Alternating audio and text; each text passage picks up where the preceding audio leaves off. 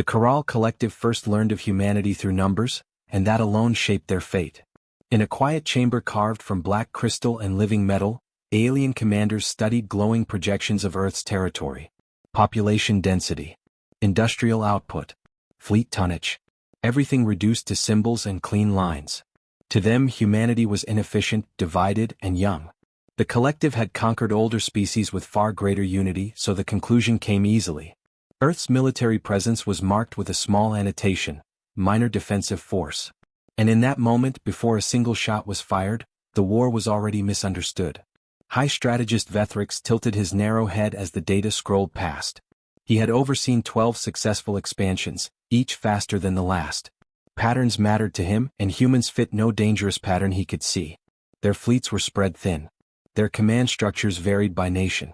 Their technology was uneven. Vethrix authorized a limited first contact operation. Nothing dramatic, just enough force to test resistance and secure border systems. As the order echoed through the chamber, the narrator pauses to reflect on how often history begins with confidence instead of caution, and how many disasters start with someone saying, "They are not worth the effort." On the edge of human-controlled space, far from Earth's blue skies, Colonel Mara Cade stood inside a modest command station orbiting a barren moon.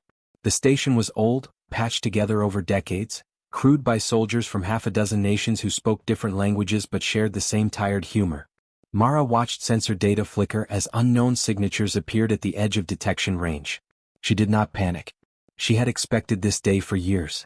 Humans always sensed trouble before it arrived, not through prophecy but through experience. Mara gathered her officers in a narrow briefing room where the walls still bore scars from earlier conflicts. No grand speeches were made. She spoke plainly. Unknown vessels. Superior technology. Unknown intent but likely hostile. The human response would be cautious withdrawal and observation. Some younger officers bristled at the idea of retreat, but Mara silenced them with a single look. The narrator reflects here that humans learned long ago when to stand and when to step back, and that wisdom was written in blood long before spaceflight. When the first alien probes crossed into human space, they did so with surgical precision. No warning shots. No threats. Just clean, controlled scans and targeted strikes against communication relays. Human patrol ships pulled back, exactly as planned. To the collective, this confirmed weakness. To humanity, it confirmed motive. The narrator leans in gently, explaining that fear and patience often look the same from the outside, and enemies rarely know the difference until it is too late. On Earth, news spread quickly but calmly. Governments issued measured statements. Markets shook then stabilized. Civilians went to work, sent their children to school and quietly followed updates. Humanity had lived under threats before, natural, political, and self-made. An alien presence did not stop the world. Instead, scientists began working double shifts. Engineers reopened forgotten designs. Veterans volunteered without being asked. The narrator reflects on this quiet preparation, noting that humans rarely shout when danger comes. They prepare, and that silence is often mistaken for weakness. Back in space, the collective launched its first ground test. A single human colony world, lightly defended, chosen for its distance from Earth and its limited population. Alien planners expected symbolic resistance at best. What they encountered was confusion, because humans did not fight the way the collective expected. Defense platforms disengaged and reappeared elsewhere. Ground forces withdrew into terrain maps the aliens barely understood. There was no glorious stand, no desperate last charge. Just movement. Constant, deliberate movement. Lieutenant Jonah Reyes led a small human unit tasked with delaying the alien advance through a mountain pass. His soldiers were not elite by reputation, just experienced. They set traps using mining equipment, collapsed routes, and vanished before contact. The narrator comments softly that humans have always fought nature first and enemies second, and the lessons learned from storms and earthquakes applied surprisingly well to invasions. Alien troops reported resistance that felt annoying. Engagements took longer than planned. Ammunition usage exceeded projections. Casualties were not high but they were steady. The collective dismissed these details. Minor friction was expected. Yet friction, as the narrator notes, is what slows machines until they fail. As days turned into weeks, battlefield reports began to stack up. Human forces refused decisive engagements. They struck supply convoys instead of front lines. They hacked drones rather than shooting them. They abandoned cities only to return later, turning empty streets into mazes. The narrator pauses to speak directly to the audience, reflecting on how humans rarely defend things. They defend people, ideas, and time. Buildings can be rebuilt. Time once lost cannot. Colonel Mara Cade reviewed casualty lists late at night, alone. The losses were not catastrophic, but each name weighed on her. She recorded personal messages for families when she could, believing leadership meant remembering the human cost, not hiding from it. The narrator reflects that this habit, counting lives instead of victories, is one reason humans fight differently. They feel the weight early, not after the war is over. Meanwhile, the collective prepared escalation. Their analysts concluded the initial delay tactics were coincidence, not strategy. Humanity, they believed, lacked the coordination for anything more. Vethrix authorized a larger deployment. Still restrained. Still confident. The narrator quietly warns the audience that underestimation is not ignorance. It is a choice, and once made, it is very hard to abandon. As alien fleets moved deeper into contested space, something subtle changed. Human transmissions increased, not in volume but in complexity. Data packets layered with redundancies. Civilian frequencies overlapping military ones. Scientists speaking directly to soldiers. The collective struggled to categorize this behavior. Their doctrine separated roles cleanly. Humans blurred them. The narrator reflects that humanity's strength often lies in its messiness, in refusing to fit neatly into boxes designed by others. The first true battle of the war erupted unexpectedly when a collective strike force attempted to seize a human logistics hub believed to be abandoned. Instead, they found it partially staffed, defended by engineers and technicians who had refused evacuation. Using repurposed equipment and improvised coordination, they delayed the assault long enough for reinforcements to arrive. The hub eventually fell, but not before alien losses exceeded projections by a factor that could no longer be ignored. Battlefield reports reached High Strategist Vethrix's desk marked with unfamiliar symbols, uncertainty flags. He studied them longer than the earlier charts. Something about humanity did not fit the models. Still, he reassured himself. Minor armies sometimes resist longer than expected. Changed nothing, he believed. The narrator lets the silence linger here, reminding us how often last chances appear quietly, and how rarely they are recognized. As Part 1 closes, humanity stands bruised but unbroken. Their territory shrinks, but their understanding grows. The aliens advance, confident and orderly, unaware that every step forward teaches humans something new. The narrator offers a final reflection for this chapter. Wars are not won by the first strike, but by who learns faster after it. And humanity, for all its flaws, has always been very good at learning the hard way. The alien landing craft descended through the pale clouds of Kestrel Colony without ceremony, as if the world beneath them was already owned. From orbit, the settlement looked insignificant, thin clusters of buildings, shallow power grids, no visible heavy defenses. To the Corral Collective, this was confirmation. The humans were scattered and cautious, not organized for real resistance. Yet as the first boots touched the soil, something felt wrong. There was no panic, no desperate counterattack, only silence. And silence, as every human knows, is rarely empty. Beneath that quiet sky, Captain Elias Rourke watched the descent through cracked binocular lenses. His unit was small, drawn from different nations and backgrounds, bonded more by exhaustion than tradition. They were not positioned to defend the colony outright. Instead, they were spread thin across terrain the collective had not bothered to study closely. Rourke felt the familiar weight in his chest, that tight mix of fear and responsibility. He did not hide it from his soldiers. Humans, he believed, fought better when they were honest about the cost. The first engagement was brief and confusing. Human units appeared, fired controlled bursts, then vanished into forested ravines and half-finished infrastructure tunnels. The aliens responded with disciplined formations, but found nothing solid to strike. Supply drones were destroyed. Navigation markers went dark. The narrator reflects that humans rarely meet strength with strength when they know they cannot win that way.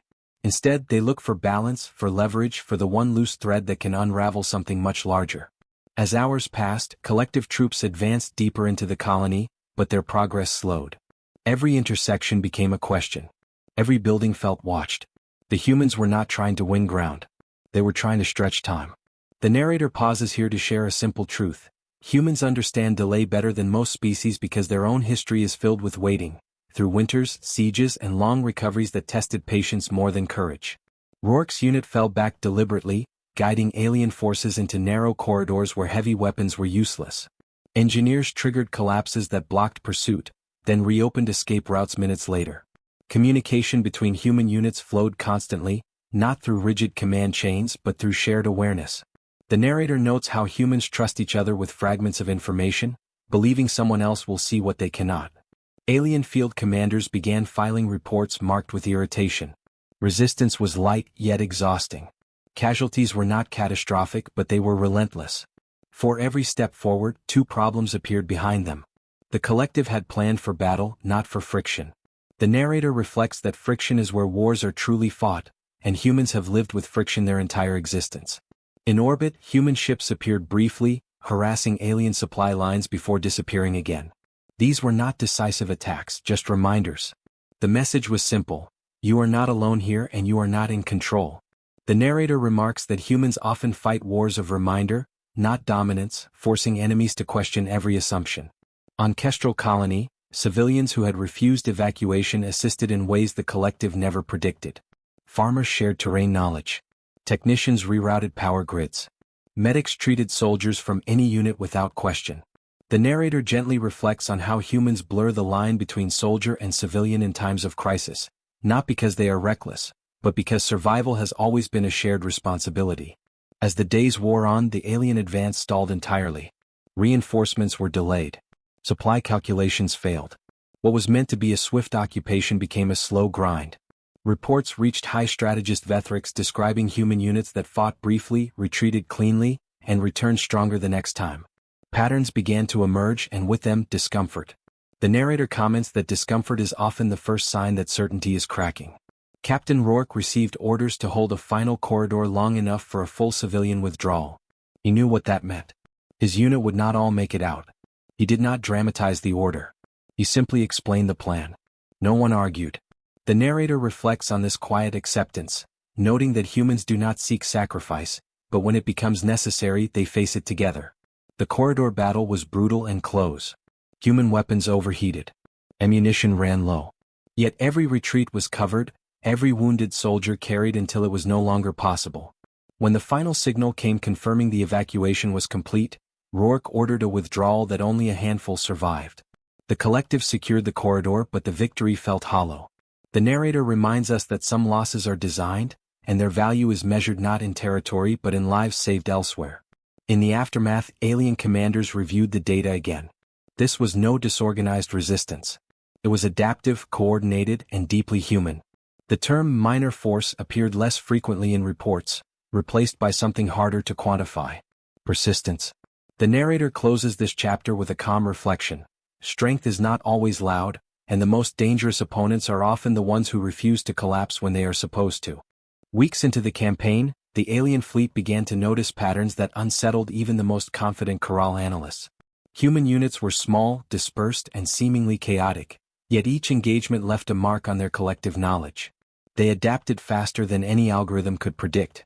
Supply lines that had once run smoothly now faced constant sabotage. Communications that should have been secure were infiltrated. And all the while, human morale remained intact. The narrator pauses, reflecting on how humans have always turned experience into advantage, learning from mistakes in real time and passing lessons to each other almost instinctively. Captain Elias Rourke coordinated with scattered units across multiple systems, using intercepted alien communications to predict the next moves. It was not luck. It was observation, deduction, and a willingness to improvise at a moment's notice. Engineers modified mining drones into reconnaissance tools. Scientists turned civilian satellites into early warning systems. Even volunteers with no formal combat training found ways to contribute. The narrator comments that humans are resourceful not because they have unlimited tools, but because they refuse to see limitations as permanent. A major alien offensive struck the moon of Sarvan 9, believed by the collective to be a lightly defended staging ground. Human intelligence had already anticipated the attack, using a combination of captured alien comms and detailed observation of fleet movements. Instead of meeting the attack head-on, humans used terrain, underground tunnels, and improvised decoys to misdirect the aliens. What should have been a quick conquest became a slow, draining engagement. The narrator highlights that humans fight smarter when they cannot fight stronger, a lesson the collective would learn too late. Meanwhile, back on Earth, political leaders and civilians worked tirelessly to support distant forces. Engineers designed rapid fabrication workshops. Scientists analyzed alien technology to find weaknesses. Volunteers coordinated logistics across light years. Even in the chaos of war, humanity did not break down. The narrator reflects on how humans carry war on multiple fronts, not just on battlefields but in cities, laboratories, and hearts. Every contribution mattered, and the smallest effort could ripple into strategic advantage. Lieutenant Jonah Reyes led a daring mission to intercept a key alien communications hub. It was a calculated risk. Failure would mean isolation for human units for days. But Reyes trusted his team, and they trusted each other. Using small, precise attacks, they caused confusion in the alien fleet long enough for human units to regroup and reinforce vulnerable colonies. The narrator explains that humans excel in coordination, not because orders are rigid, but because trust flows in every direction. Casualty reports from the collective grew troubling. Engagements were longer, losses higher, and alien morale began to waver. Analysts could not understand why a smaller, minor force caused such disruption. The narrator notes that humans often win battles not by overpowering, but by exhausting the enemy mentally, emotionally, and logistically. Persistence, patience, and adaptability can turn numbers into illusions. In orbit around the human capital, Commander Mara Cade reviewed incoming intelligence with a mixture of pride and solemnity. The human forces had turned their initial retreats into lessons, each step teaching something new about alien strategy. The narrator comments that humans are not defined by the setbacks they face, but by the knowledge they extract from them, learning faster than anyone expects. An unexpected twist arrived when an alien race allied with the collective began to defect, inspired by the humans' ingenuity and fairness. Humans had treated prisoners with care, repaired civilian infrastructure where possible, and avoided needless destruction. Diplomats and field commanders worked side by side to extend trust across species. The narrator reflects on humanity's unusual ability to combine empathy with strategy, turning unlikely allies into force multipliers. As Part 3 closes, the alien high command begins to grasp a stark reality. Humans are not predictable and they are not expendable. Each minor unit is part of a network that reacts, learns, and adapts faster than the collective can process. The narrator leaves the audience with a quiet reflection. Humans are dangerous not because they are the strongest, but because they are patient, intelligent, and unwilling to surrender to assumptions. The stage is set for the coming confrontation, where strategy, courage, and ingenuity will define not just victories, but survival itself. The collective decided to escalate.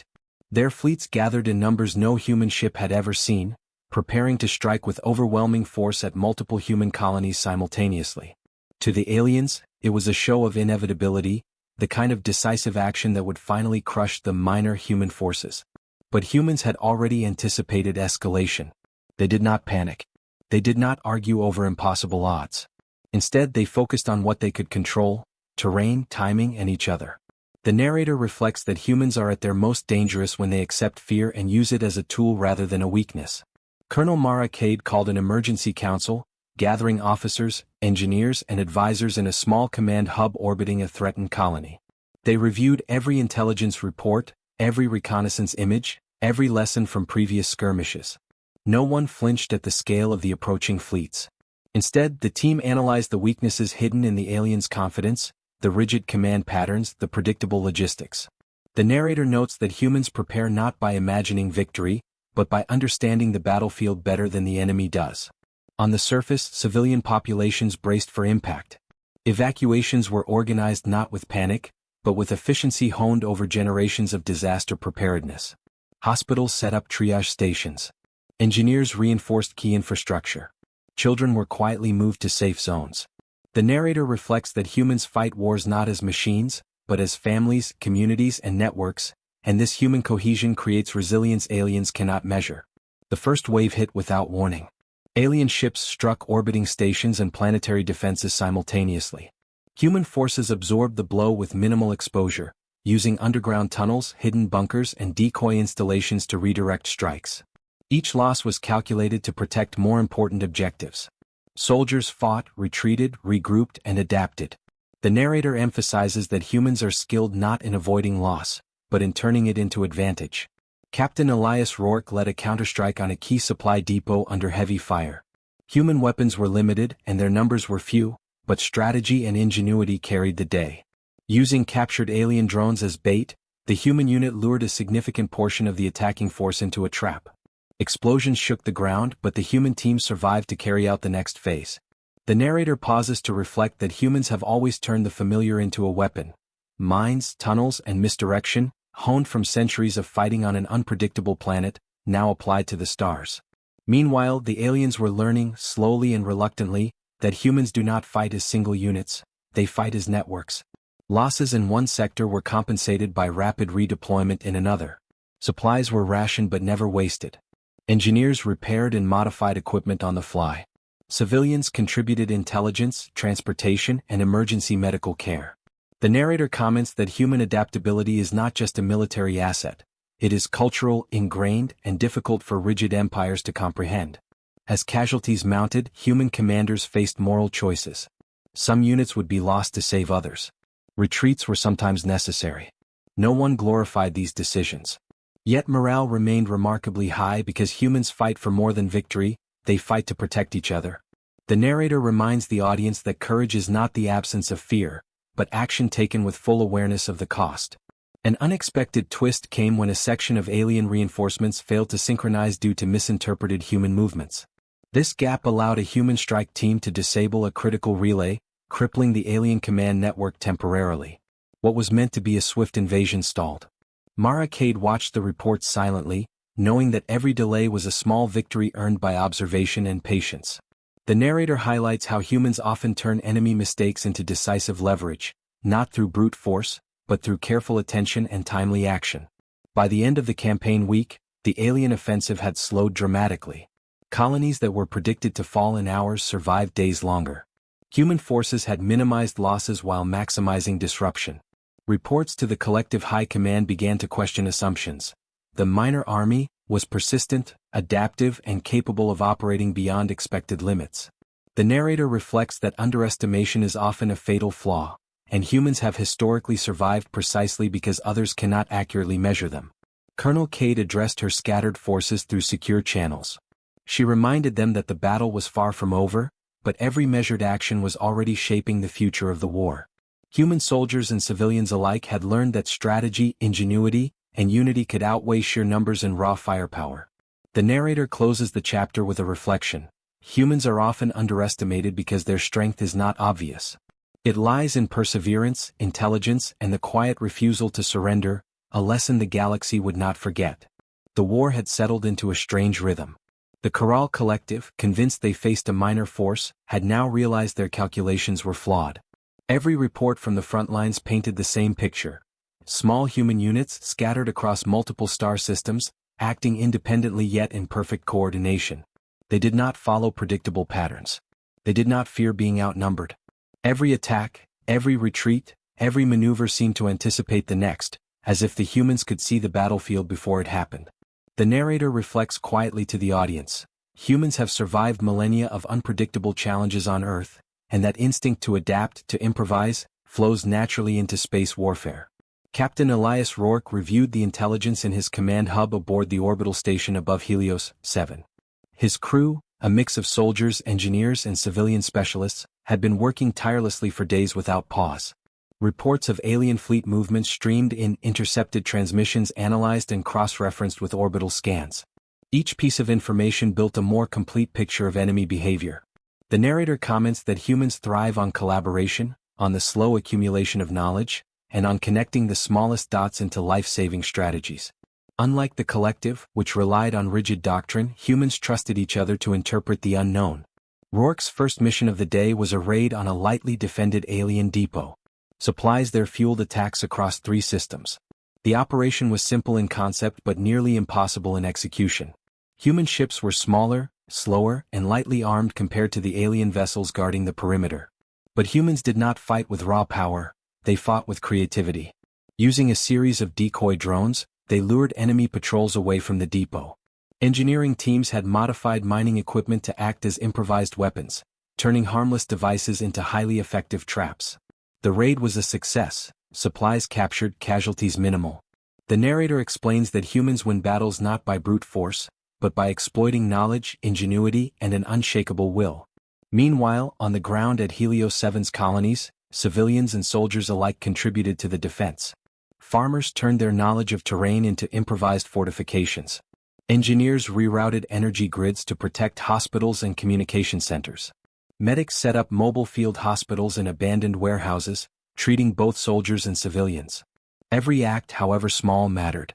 The narrator pauses to reflect that humans fight as an entire species, not just as individual armies. Their strength lies not in a single soldier or a single ship, but in the ability to turn every person into a node of resistance, every action into strategy. A major turning point came when a human intelligence team intercepted a high-level alien command signal. The message revealed not only the collective's plans for coordinated strikes but also internal dissent among their allied species. Some of the allies had begun questioning the morality of the campaign, disturbed by the humans' restraint toward civilians and captured soldiers. The humans had shown care, fairness, and discipline, qualities that the collective had long dismissed as weaknesses. The narrator remarks that morality and strategy are not mutually exclusive. In humans, empathy becomes a weapon because it wins hearts and alters decisions. Captain Rourke organized a rapid strike based on this intelligence. Small squads infiltrated lightly defended supply lines and communication hubs, creating chaos that stretched the alien forces thin. The raids were precise, timed perfectly, and executed without unnecessary loss. Yet even in victory there was a cost. Rourke's second-in-command, Lieutenant Mara Lee, was gravely wounded during a close-quarter encounter with alien soldiers. She survived, but the incident reminded everyone that innovation cannot erase risk. The narrator emphasizes that human ingenuity is always paired with courage, and courage is always tested in the fires of reality, not strategy simulations. Back on Earth, the civilian population was simultaneously engaged in the war effort. Scientists worked around the clock to analyze alien technology captured in previous skirmishes. Engineers manufactured replacements and improvised weapons. Political leaders coordinated logistics across light years, often negotiating directly with allied systems. The narrator reflects on the uniquely human trait of multi-tiered engagement. Humans fight wars not only on battlefields but in laboratories, control rooms, and communication networks, connecting every action into a broader strategic framework. The alien fleet, now deeply frustrated, launched a coordinated attack across 3 human-controlled colonies. They expected to break morale and collapse human defenses quickly. Instead, they were met with calculated resistance. Human soldiers used hit-and-run tactics, luring enemy units into traps and ambushes. Improvised mines and field obstacles slowed the advance, while diversionary squads struck from unexpected directions. The narrator notes that humans turned disadvantage into opportunity, exploiting enemy assumptions about predictability. Every time the aliens believed they had an advantage, they discovered that humans had already anticipated it. As the week progressed, casualty reports began to shift the perception of the human force. What had been dismissed as minor was now recognized as relentless. Small human squads inflicted disproportionate damage, not through overwhelming firepower, but through constant pressure, clever positioning, and strategic improvisation. The narrator comments that in warfare, intelligence and adaptability often outweigh raw strength. Humans have survived on Earth because they rely on both, and those lessons are now applied to interstellar conflict. An unexpected twist occurred when a previously neutral alien species contacted the humans directly. Witnessing their restraint and tactical brilliance, these aliens offered assistance, intelligence, equipment, and even troops willing to fight alongside humans. It was unprecedented. The narrator reflects that humans inspire loyalty not just through might, but through behavior that earns trust. Respect can become an unexpected multiplier of power, especially in situations where raw force alone cannot prevail. Meanwhile, Captain Rourke faced a personal challenge. His squad was tasked with defending a critical relay station that would control supply routes across multiple colonies. Alien forces approached in overwhelming numbers. Rourke's unit had fewer ships, limited ammunition, and no immediate reinforcements. Yet he did not panic. He studied the terrain, calculated enemy movements, and used decoys to split the fleet. He instructed engineers to adapt civilian satellites as improvised long-range sensors, giving human pilots precious seconds of warning. The battle was fierce and costly, but the station remained operational. The narrator comments that humans fight not because they are guaranteed to win, but because they refuse to accept defeat when lives and strategy are at stake. The aftermath of the battle reinforced a critical truth. Humans fight as networks, not isolated units. Losses in one area were immediately compensated by reinforcements elsewhere. Intelligence was shared instantly, and civilians continued to sustain military operations even under attack. The narrator reflects that humans do not fight for glory alone. They fight because survival demands coordination, creativity, and courage in equal measure. As Part 5 draws to a close, the alien command began to recognize a terrifying reality. Humans were not minor, they were not predictable, and they were far more dangerous than anyone had assumed. Each small strike, each ingenious tactic, each act of bravery added up into a war-fighting network that no model could fully anticipate. Mara Cade, observing from orbit, noted quietly that the war was not yet won, but humanity had already proven its resilience and creativity. The narrator closes this chapter with a reflection for the audience. True strength lies not in size, but in intelligence, unity, courage, and the relentless refusal to be underestimated, a lesson that would echo through the stars for generations to come. The war had reached a tipping point. The Corral Collective's fleet, once confident in its superiority, now faced an enemy that refused to behave predictably. Alien commanders had amassed what they believed would be a decisive strike. 3 full battle groups, supported by orbital bombardment platforms, carrier clusters, and specialized infantry for planetary insertion. The humans, by comparison, were still numerically inferior, their ships smaller, their ground units scattered. Yet every movement they made seemed to anticipate the collective's next action. The narrator reflects quietly, humans do not fight only with force, they fight with foresight, with patience, and with the understanding that adaptation is the truest weapon. Colonel Mara Cade convened her command team in the orbital station above Lysara 3. Data streamed across holographic displays, alien fleet movements, logistical choke points, and predicted supply routes. The plan was audacious. Instead of defending every colony equally, humans would concentrate their forces strategically, leaving decoy positions to slow and mislead the enemy. Engineers worked to retrofit civilian satellites into sensor arrays, providing early warning of incoming strikes. Scientists devised electronic countermeasures from repurposed equipment. Civilians contributed intelligence and logistics remotely, coordinating movements of supplies and reinforcements across light years. The narrator pauses to emphasize that human warfighting is a collective effort, not limited to soldiers alone. Every contribution counts.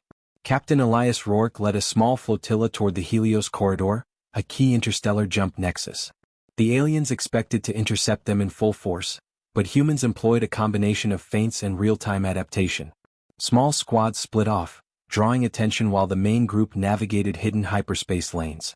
Engineers had modified drones to mimic warships, creating phantom targets that confused alien sensors. When the true flotilla appeared at the nexus, they were in perfect position to strike, not recklessly but surgically. The narrator reflects that human ingenuity is rarely flashy. It is subtle, intelligent, and often invisible until it changes the battlefield. Meanwhile, on Lysara 3, ground forces prepared for what could be their final stand.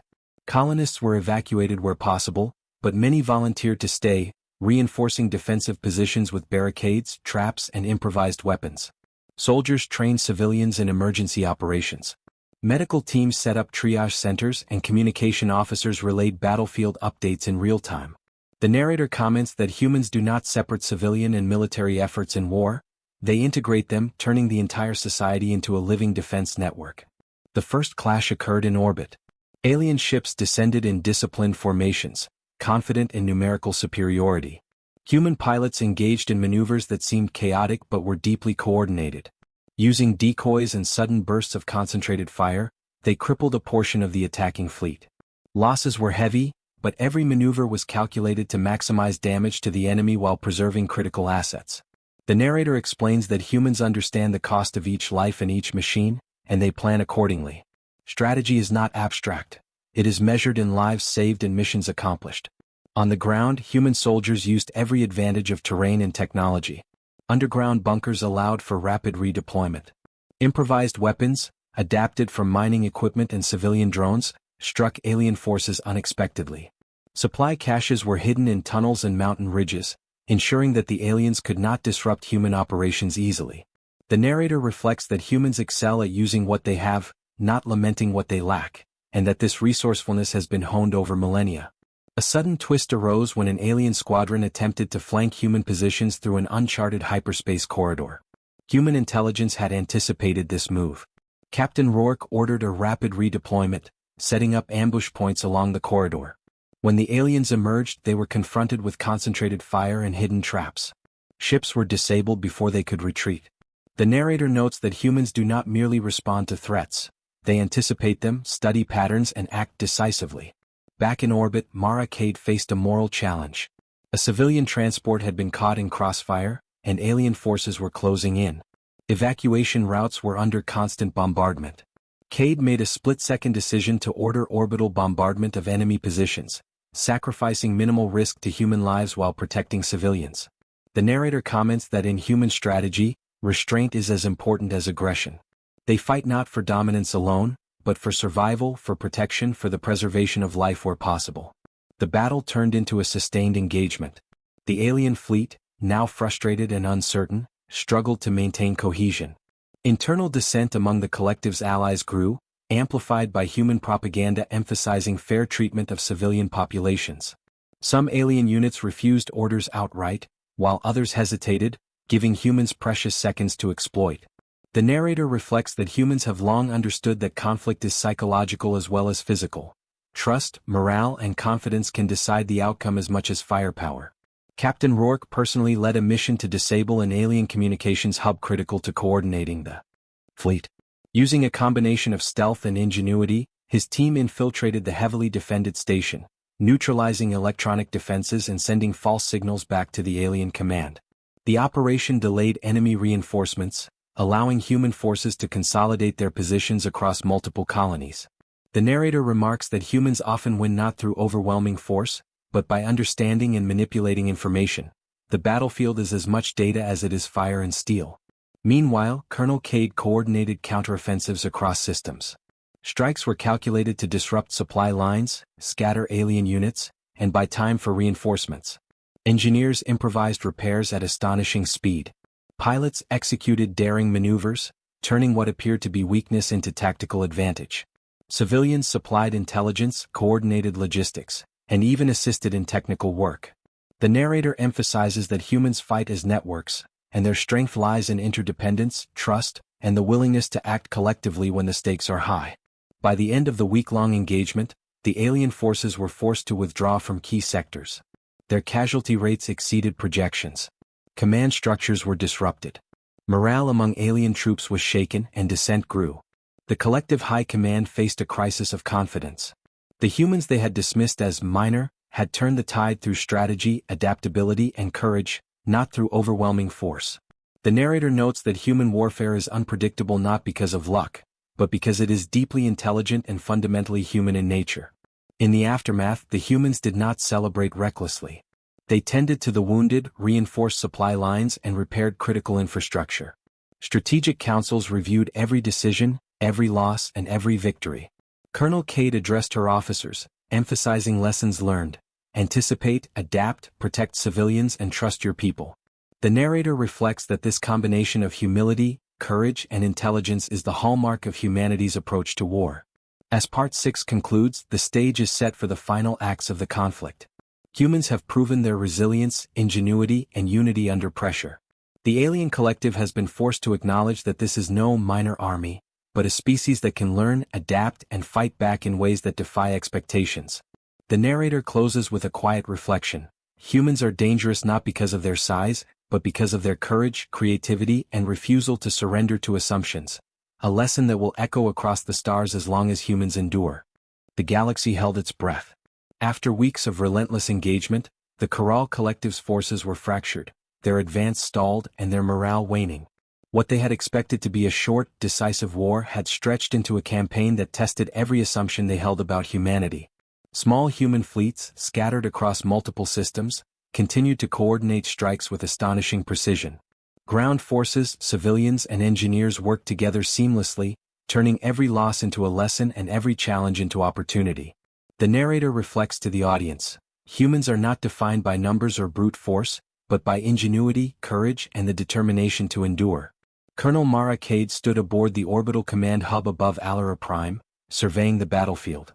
From orbit, the ruined alien vessels and scorched planetary surfaces looked like chaos, yet humans saw structure. Each movement, each retreat, each counterstrike had been part of a larger plan. Mara briefed her officers quietly, emphasizing patience and observation over recklessness. "We win by understanding, by timing, by protecting those who depend on us," she said. The narrator remarks that humans fight not for glory, but for survival, for duty, and for one another. That sense of purpose transforms even ordinary soldiers into extraordinary warriors. Captain Elias Rourke led the final coordinated strike against a major alien stronghold in the Lasara sector. The fortress was heavily fortified, shielded by orbital guns and defended by hundreds of elite soldiers. Yet Rourke's team had studied every patrol route, every sensor blind spot, and every possible point of weakness. Using a combination of electronic deception, small strike teams and improvised drones, they infiltrated the facility. Explosions disabled key systems and alien defenses faltered. The narrator pauses to reflect. Human strategy often seems unpredictable not because it is random, but because it leverages intelligence, observation, and the courage to act when the odds are stacked against them. On the ground, human soldiers moved with a quiet coordination that astonished even allied alien species. Mines and traps were set with precision. Defensive positions were reinforced strategically, not for maximum coverage but for maximum effect. When alien reinforcements arrived, they found themselves funneled into kill zones and isolated pockets where humans could engage them efficiently. Casualties occurred, yes, but each sacrifice was measured, meaningful, and mitigated through planning. The narrator emphasizes that humans fight differently because they value every life while still accepting that some losses are unavoidable in the pursuit of survival. Meanwhile, civilians continued to play an indispensable role. Communications hubs relayed real-time intelligence. Engineers repaired ships faster than alien bombardment could destroy them. Medical teams treated the wounded, both human and allied, ensuring that manpower remained effective across multiple systems. The narrator reflects on a uniquely human trait: the blending of civilian and military roles. This unity allows humans to fight not as isolated units but as a society-wide organism, resilient and adaptive. An unexpected twist occurred mid-campaign. One of the collective's own allied species, previously forced into submission, staged a rebellion. Inspired by the humans' fairness toward civilians and prisoners, they provided intelligence, opened supply routes, and even joined the fight directly. Humans did not seek these allies, they earned them through action, discipline, and restraint. The narrator comments that in human conflict, empathy is not weakness, it is a strategic asset. Respect and fairness can become force multipliers where raw firepower cannot. As the final battle unfolded in orbit around Alara Prime, human and allied forces executed a carefully synchronized attack. The alien fleet, disorganized and demoralized, struggled to respond. Human pilots exploited blind spots in orbital defense arrays. Engineers repurposed civilian drones into attack swarms. Ground forces launched precision strikes against supply hubs, creating cascading failures that left alien units isolated. The narrator reflects that humans fight not by overpowering enemies outright, but by controlling the environment, leveraging knowledge, and acting decisively where the enemy is weakest. Captain Rourke's team faced its greatest test when a strike group of alien heavy cruisers broke through defensive positions. Outnumbered and outgunned, the human unit executed a daring flanking maneuver, using an asteroid belt for cover and launching precise, timed attacks on enemy command nodes. One by one, alien cruisers fell. Rourke's unit survived against impossible odds, not because of superior technology, but because of coordination, courage, and trust in one another. The narrator emphasizes that human strength is amplified by teamwork, and their ingenuity allows even small units to have outsized impact. Colonel Cade coordinated with scattered human forces across multiple colonies. They executed simultaneous strikes that crippled alien supply lines and isolated major units. The alien command structure, already stressed by human unpredictability, collapsed under pressure. Confusion spread among the remaining alien troops. Morale broke. The collective, once supremely confident, finally acknowledged that humanity was neither minor nor predictable. The narrator reflects that underestimation is a fatal flaw, and humans survive because they are often misunderstood, and when they are, they exploit it.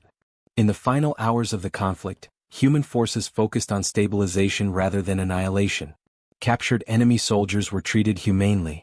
Collateral damage was minimized wherever possible. Commanders coordinated with former adversaries who wished to align with humans in the future. The narrator comments that human victory is not measured in destruction alone, but in the preservation of life, the lessons learned, and the foundations laid for a sustainable peace. As the dust settled, Colonel Cade addressed both humans and allied species through a broadcast that reached every inhabited system. She spoke of courage, resilience, and unity, emphasizing that victory was not the result of overwhelming firepower, but of the human ability to adapt, to learn, and to act decisively when it mattered most. The narrator closes this reflection by noting that humanity's true power lies in its combination of intelligence, creativity, and unwavering commitment to one another. In the quiet aftermath, human soldiers walked among the ruins, tending to wounded civilians, repairing infrastructure, and reflecting on the cost of war. Captain Rourke visited the survivors of his strike teams, sharing words of encouragement and acknowledging sacrifices. Scientists and engineers began immediate reconstruction efforts. The narrator emphasizes that humans measure victory not only in survival or conquest, but in their capacity to rebuild, to care, and to endure. Finally, the galaxy began to recognize a truth long denied. Humans were not a minor species to be dismissed. They were adaptable, courageous, intelligent, and united. Every miscalculation the collective had made stemmed from arrogance, from assumptions that numbers and technology alone could predict outcomes. The narrator leaves the audience with the ultimate reflection. Humans are dangerous not because of size or weapons, but because they learn, adapt, and fight with heart, mind, and unwavering unity. The story closes with a serene reflection from Colonel Cade as she watches Earth's blue light in the distance. Humanity had survived a test of interstellar proportions. They had faced a superior enemy, turned every disadvantage into opportunity, and emerged not only victorious but wiser. The narrator concludes gently, "The human way of war is not just about battles. It is about courage, creativity, and an unbreakable bond between people. And for as long as humans endure, the galaxy will never forget that even the smallest force, if human, should never be underestimated."